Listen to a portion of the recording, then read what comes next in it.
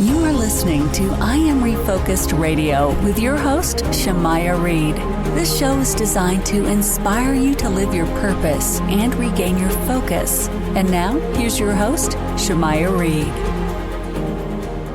Hey you, welcome to I Am Refocused Radio, man. We are here once again, and today, man, we have another show lined up for y'all today. Man, we have a special guest for today. We're going to have an awesome time talking about Berkley Road Studio. But we also want to meet the owner of that. And first and foremost, I want to say this was an amazing opportunity to talk to this owner, Lukas. He's doing great things in Detroit with the art world and doing some amazing things with the community. First and foremost, man, I want to welcome you to the show. Ryan, say how you doing, man? Oh, man, I'm doing so good. Thank you so much for having me. I appreciate it. What is it? How do they say it? Every day above ground's a good day? Oh, yeah. I mean, being underground is pretty cold, so I'd rather have the opportunity to take the time to have the opportunity to do the thing. So, man, speaking of being above ground, you have a rich history in the art world. You've been to colleges, you've been with the educational system, but you also had some ups and downs. But who hasn't had those, man? But you been able to use that for, creating a inspirational platform and giving back to the community. So for the artists, man, tell us a little bit about your background history and what inspired you to get into the art world.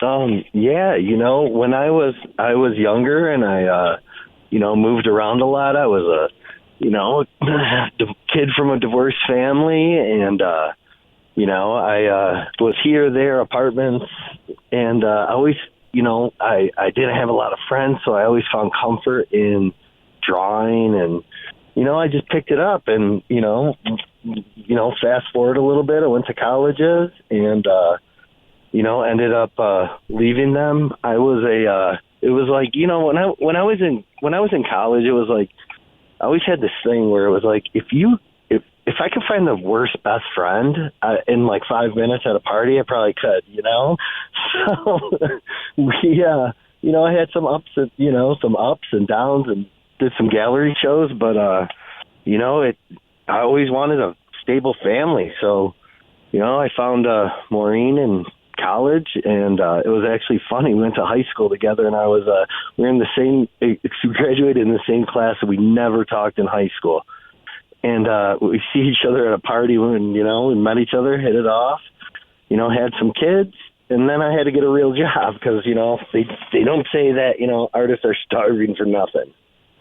So did that, and, 20 years, I was always drawing. I was always, selling paintings. I wasn't trying to go for the moon. I was just like I was giving away a lot of stuff really because I was just happy people were putting up in their houses.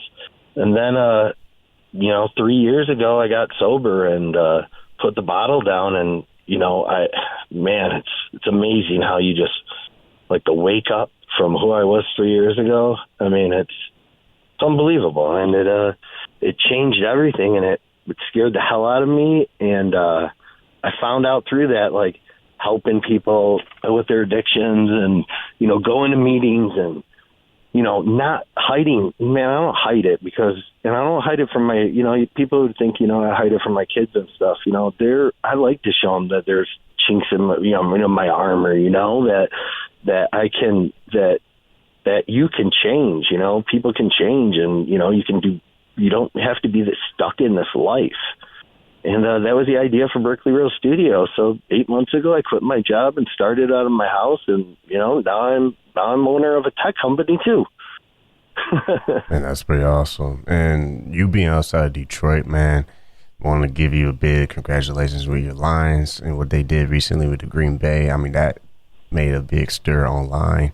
And speaking online, man, being in the art community, there's always opportunities to support each other and get the word out and kind of build each other's presence and just having a support system, especially when it comes to sharing each other's work. What has that experience been like for you, tapping into social media and using that platform to not just get your name out there, but to also recognize other artists? Yeah, for me, I'm always shocked by how little other artists share each other's work. And I'm not saying, that I'm just pressing the share button all the time, but I do press it like 4 or 5 times a day on social media, on my different social medias, or post something to a story that I like from an artist. And it's not all graffiti artists, and it's not all crazy art either. Most of the art hanging in my house is really, really contemporary, and it's really not really my, the style that I go for. I'm an emotional painter, I like boldness. But, I always say, like, if you see this, like, it always benefits everybody to help each other. If you, that's what I wanted to do with this whole idea was if I wanted to sell just my art, I could have a good career just selling my art. But, that's the dream is to be the voice of people that can't get their work out there or don't know how to get their work out there. And I mean, the artist that I just had an artist sign with me from Nigeria, and he's a ultra realistic illustrator. And I mean, he would have never, I don't know if anybody would have found him, and those are the people that I'm looking for. And those are the people I'm looking to help. And that's cool. You're building a platform to shine light to artists who otherwise may not have that opportunity. And that's something that we all need. We need that from business owners and entrepreneurs to create that space where you're creating opportunities.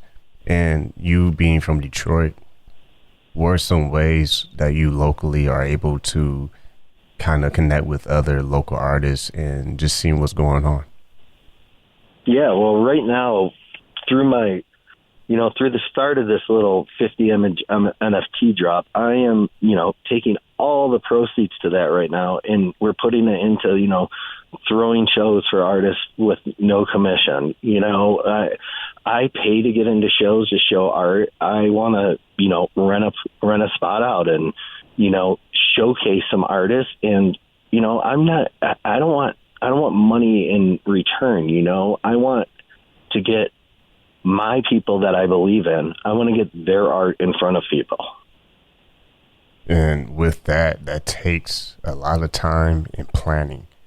What are some of the things that you've been able to learn from when you're trying to organize projects and events like this? I started out on this like journey, and it really started on Facebook, which is kind of funny because but that was where I was like, I really had a community going personally. And then as this journey has gone, how it's gravitated, it's really gravitated towards Twitter, because that's, NFTs, I have a tech company. This is where I have to be, is in crypto Twitter. And I would have never envisioned that I'd be sitting, having a cup of coffee in the morning, trying to figure out 3D animation with myself. But that's a cool part about the place is like Web3.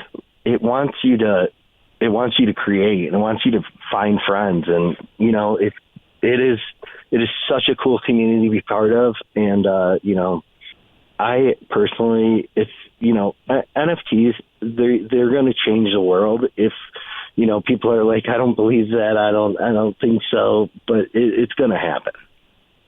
And with people who are not familiar, break that down a little bit for the listener. What's some of the things that they can learn just on a basic level looking in? What is this whole NFT about? So just on the smallest little level, I can just describe what I did. And this is it basically is adding a utility. If you're a fine artist, it's adding a utility into your art. So I sell a picture as an NFT, it comes with a digital commission by me. You start building this community with these collectors that are collecting your pieces, and then you start having a real relationship with your buyers. They might help you out on a project. They might, a lot of people that I have bought art from, I'm helping out on their projects now. It's such a such a ever-growing, changing, crazy, like, market to be in right now. But there's so much good art coming out there. It's just there's not a lot of buyers right now just because of how the market is. You know, big projects are doing good. These smaller projects are on the back burner, you know. But I think that if I prove that I can build in this market, I can prove that I can build anywhere. And with that education, you're able to help artists to grow from, maybe, if I can say this, more traditional ways of putting their work out there. Now they have different ways to get as much exposure for their creative work that can probably lead them to, who knows, many opportunities down the road. Exactly. And NFTs aren't just images now. They're music's behind them, poetry's behind them. You know, you might buy a music NFT and it might give you a front seat, it's front backstage passes to a concert. It's growing so fast, and things are, you know, changing and evolving so quick. But, you know, the big thing is about, especially being an artist, is, you know, artists don't really know this big thing about NFTs. It's, if I sell a piece of work to a client, they buy it, my career is skyrocketing, they sell that piece of art, I'm never getting commission from that sale. In this market, if you make an NFT, you put your fine art on there, you sell it.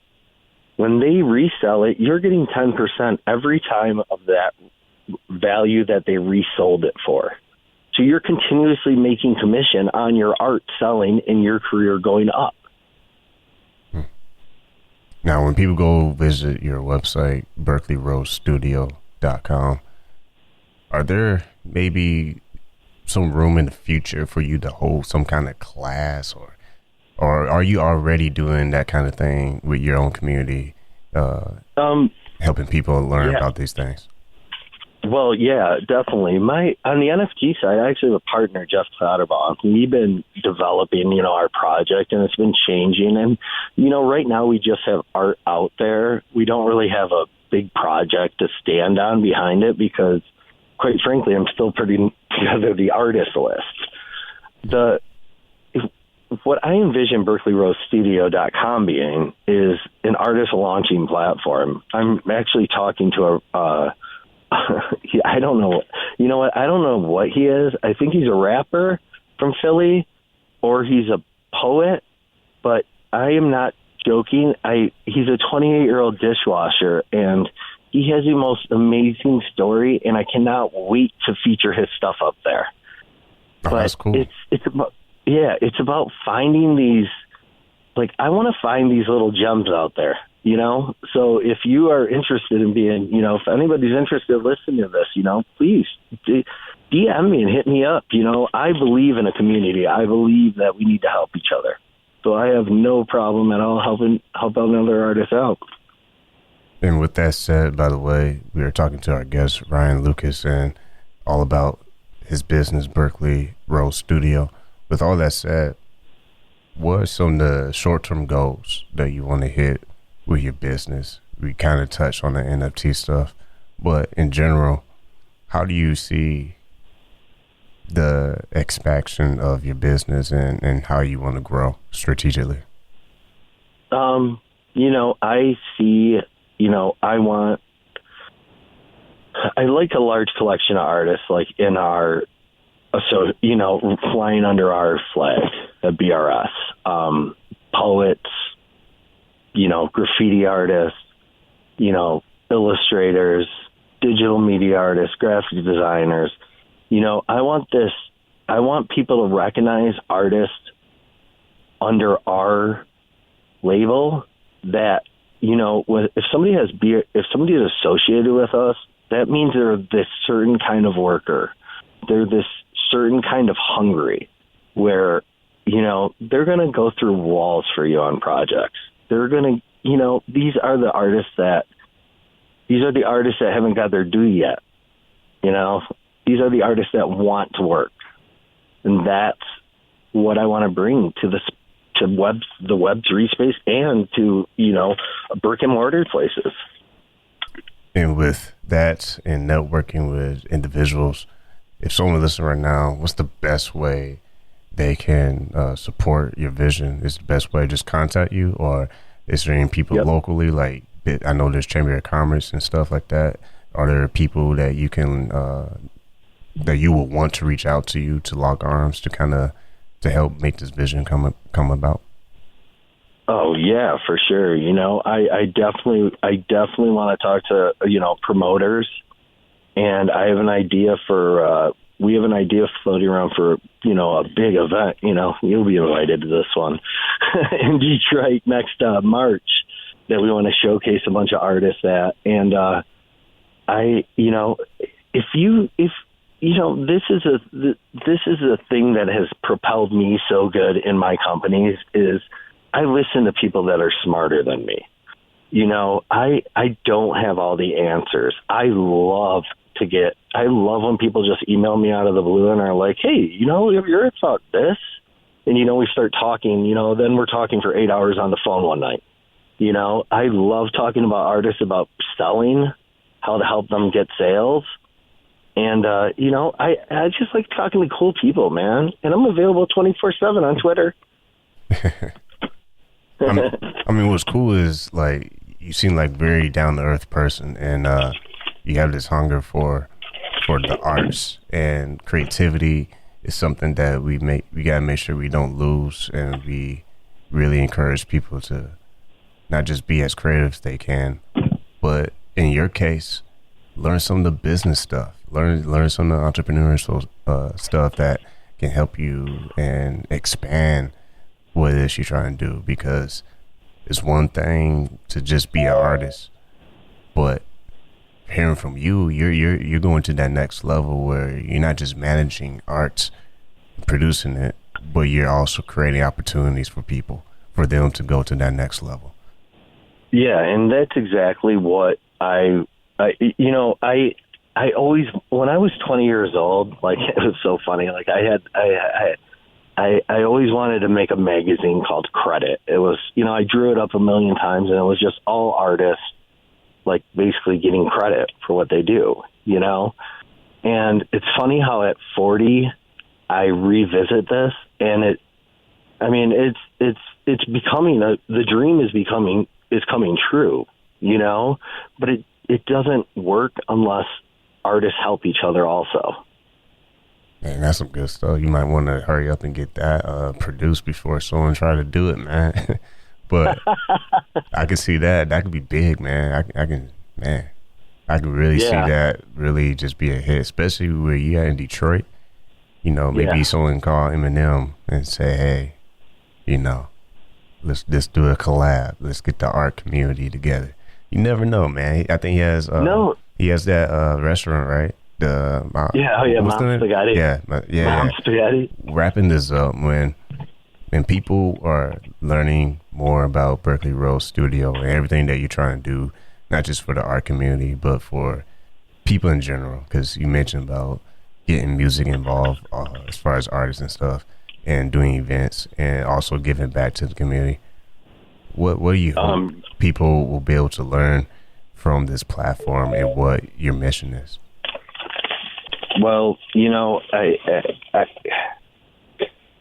my mission, like I said, is a voice for voiceless artists, and a good, I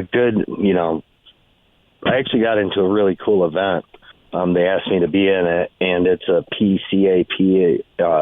They have a U of M, and what it is an art auction for the exhibition of prisoners. So there's 700 artists that are prisoners in the system in Michigan, and what they do is they throw an art show showing their artwork off.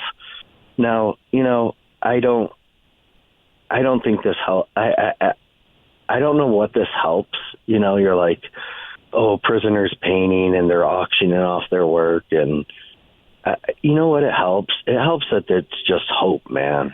Like, I want to be a part of the hope, and I want to be part of this world growing together and growing better, man. We've been separate for too long. And you know what? I think I really look around, and I'm in a lot of cities from, the huge incomes to low incomes. And I spend a lot of my time in low income communities. And I look around, man, and everybody's ready to be together, man. Everybody's tired of this shit, being separate and, hating somebody for this and that. Like, these times are changing. It's time to, have a rebirth. And I want to be part of it in the art community. Well, once again, you listen to this right now, you can go to the website, berkleyrosestudio.com, to learn everything that our guest today is doing, Ryan Lukas. And, man, once again, I want to say, not just thanks for being on the show, but it's the power of social media, man. You found me on Twitter. I found you on Twitter. Boom, you hit me with a mention. Let me get on that show. Boom. Rest is history. So networking is something that anybody can tap into, and I highly suggest that you do that, because you never know. You might be getting on an interview and getting the word out. Exactly. And you know what? I've had, if I can tell you all the no's I've had since I've opened my businesses up, it outweighs the yeses by millions. But I will tell you this.